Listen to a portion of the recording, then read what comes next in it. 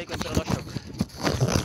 বিকালবেলাটা একটু সময় করে চলে আসছি ঘোরাফেরা করার জন্য ফ্যামিলি সহ। বেশি একটা দূরে যেতে পারিনি, অনেক কাছাকাছি।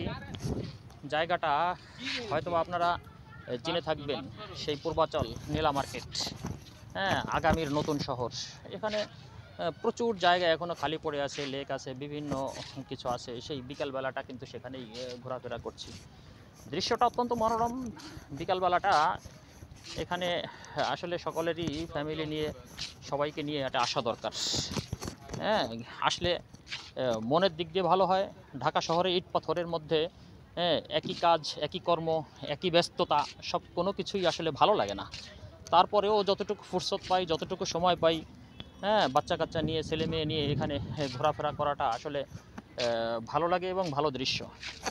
আপনাদেরকে এই দৃশ্যটা দেখাচ্ছি সেই ছোটোকালের, সেই আগের ইয়েতে চলে গিয়েছি মনে হয়। এখানে নৌকা দিয়ে আসলে নৌ ভ্রমণ করছে অনেকে, আমরাও করেছি। কিছুক্ষণ আগে আমরা নৌ ভ্রমণ করেছি, সামান্য সময়ের জন্য। বেশি একটা সময় তারা এখানে আপনার ভ্রমণের পিছনে ব্যয় করবে না। সকলেই আসলে তার লভ্যাংশটা, লাভটা বুঝে নিতে চায়। কারণ বেশি না, মাত্র 20 মিনিটও ঘুরে নেই, কিন্তু 400 টাকা তাদেরকে দেওয়া লাগছে। এই নৌকা ভ্রমণের মধ্যে আমাদের তো একটা যদিও শান্তি নেই, ভালো লাগে না, কিন্তু ছোট বাচ্চারা যারা ছেলে মেয়ে আছে তাদের মধ্যে কিন্তু এই নৌ ভ্রমণের মধ্যেই অত্যন্ত সুন্দর, তাদের আনন্দ এদের মধ্যে পায়। তারা তো ওঠেনি, আমরা তো ছোটোকালে নৌকা চালিয়েছি, তারপরে তাল গাছ দিয়ে বানানো ডোঙা চালিয়েছি, কলার ভেলা চালিয়েছি, সব কিছুই চালিয়েছি। নৌ ভ্রমণটা আমাদের কাছে তত একটা ভালো না লাগলেও বাচ্চাদের কাছে ভালো লাগে।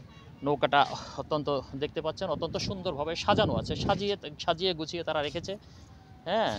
যার কারণে এর মধ্যে যদি, এই লেকের মধ্যে, লেক পাড় দিয়ে হাঁটছি আর এই লেকের মধ্যে যদি একটু ঘোরাফেরা করে, ছোটো বাচ্চারা তো ফ্যামিলি নিয়ে অনেকেই আসছে, ঘোরাফেরা করছে, পাশে দোলনা আছে।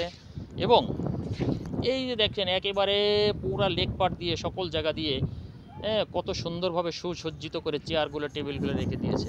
কারণ সন্ধ্যার পরে এই নীলা মার্কেটে জমজমাট হবে। নীলা মার্কেট ঐতিহ্যবাহী সে হাঁসের মাংস, যেটা আমাদের উপদেষ্টাদেরও পছন্দ, সকলেরই পছন্দ।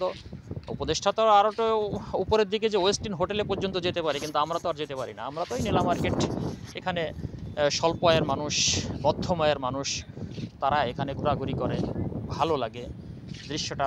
পরিবার নিয়ে ঘোরাঘুরি করে, ভালো লাগে এই দৃশ্যগুলো।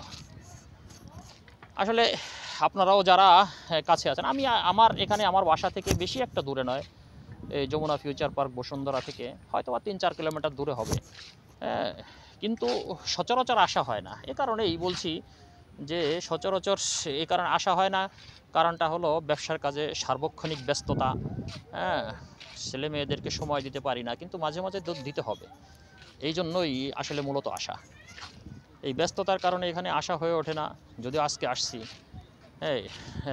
যাক, আপনাদেরকে এই দৃশ্যগুলো একেবারেই সুন্দর একটি দৃশ্য। দেখেন, বিভিন্ন জায়গায় মানুষ কিন্তু চেয়ার টেবিল দিয়ে সুন্দর মতো বসে আছে, এবং পরিবেশটা, আবহাওয়াটা কিন্তু খুবই ভালো প্রকৃতির। কারণ সন্ধ্যার পরে আকাশে প্রচণ্ড মেঘ আছে, কিন্তু বৃষ্টি আসছে না।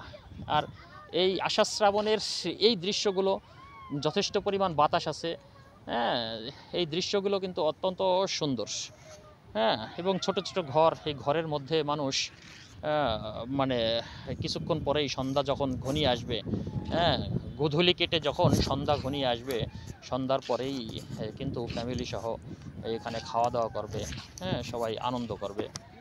আসলে সবার এই দৃশ্যগুলো বিভিন্ন, দেখেন কৃষ্ণচূড়া গাছগুলো অত্যন্ত সতেজ হয়েছে। আষাঢ় শ্রাবণের গাছগুলো এমনিতেই সতেজ থাকে, কারণ বৃষ্টি যখন আসে তখন কিন্তু তাদের গাছের পর্যাপ্ত পরিমাণ তারা পানি শোষণ করতে পারে, যার কারণে ঘাস, কচুরিপানা, মানে যত কিছু যাই বলেন না কেন, প্রকৃতির শ্বাসটা কিন্তু আষাঢ় শ্রাবণে সবচেয়ে বেশি সেজে থাকে। যদিও বসন্তকালকে ঋতুরাজ বলা হয়, কিন্তু গাছের জন্য আমার মনে হয় আষাঢ় শ্রাবণটা, তারা বৃষ্টি পেয়ে এই আষাঢ় শ্রাবণটা মাসটাই কিন্তু প্রকৃতির সাজে, অপরূপ সাজে। যাই হোক, ভিডিওটা দীর্ঘায়িত করব না। আপনাদেরকে অনেক কথা বললাম। মাঝে মাঝে যখন সুযোগ হবে তখন আপনাদের এই ধরনের ভালো লাগার, ভালো দৃশ্যগুলো হ্যাঁ, আপনাদের সামনে তুলে ধরার চেষ্টা করব সামনে। হ্যাঁ, সবাই ভালো থাকবেন। আল্লাহ হাফেজ।